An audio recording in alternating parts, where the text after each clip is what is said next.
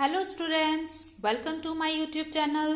Today in this video we will discuss question number 11 and 12 of exercise 5.1. ये class 7 के chapter 5 lines and angles की exercise है. So let's start. Question number 11 is, in the following figure is angle 1 adjacent to angle 2. अब यहाँ पे हमें एक figure given है. So यहाँ पे angle 1 given है and this is angle 2. हमने ये बताना है is it adjacent. हमने एडजेसेंट एंगल्स के लिए 3 कंडीशंस पढ़ी हैं. सबसे फर्स्ट कंडीशन इसकी है common vertex. So common vertex, तो पहली कंडीशन जो है वही नहीं इस पे अप्लाई हो रही. ये एंगल जो है ये this is angle 1 and this is the vertex of this angle and here is angle 2 and the vertex is here. So the both vertexes are different. तो कॉमन तो आया ही नहीं. सो यहाँ पे जो रीजन होगा यहाँ पे लिखेंगे no these are not adjacent angles because इसका रीजन क्या आएगा because there is no common vertex. So this is the solution of question number 11. Question number 12 is find the values of angles x y and z in each of the following. ये हमारे पास एक figure given है. So you have to find the solution of x y and z. अब आप पहले तो यहाँ पे ध्यान से देखिए कि वर्टिकली ऑपोजिट हमने पढ़े थे ना, वर्टिकली ऑपोजिट एंगल्स. तो वर्टिकली ऑपोजिट एंगल्स कौन से हैं यहाँ पे, ये 55 एंड ये x. These two are vertically opposite angles. So x will be equals to 55 degree because ये क्या है, वर्टिकली ऑपोजिट एंगल्स हैं. अब ये x हमारा 55 डिग्री आ गया. This is equals to 55 degree. If you see x and y these are linear pair angles. So x plus y this will be equals to 180 degree because these are linear pair angles.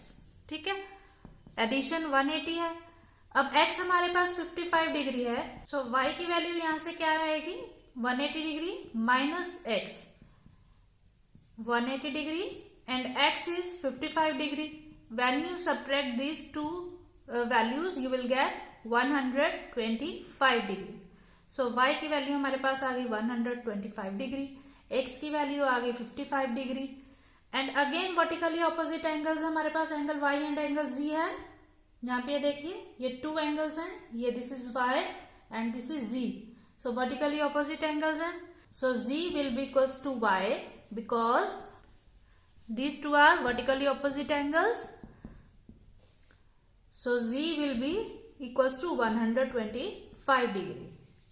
तो ये आपके answers आ गए x, y and z के. Now we will do part number 2. ये आपको figure given है. So you have to find the values of x, y and z. Firstly we will see ये एक स्ट्रेट लाइन है and straight line के ऊपर ये 3 एंगल्स फॉर्म हो रहे हैं. So addition will be 180 degree. So you will say x plus 25 degree plus 40 degree. The sum will be equals to 180 degree because यहाँ पे ये straight line से form हो रहे हैं. So x plus इनको addition करेंगे you will get 25 plus 40 65 degree. This will be equals to 180 degree. So x की वैल्यू निकालेंगे 180 degree minus 65 degree you will get 115 degree.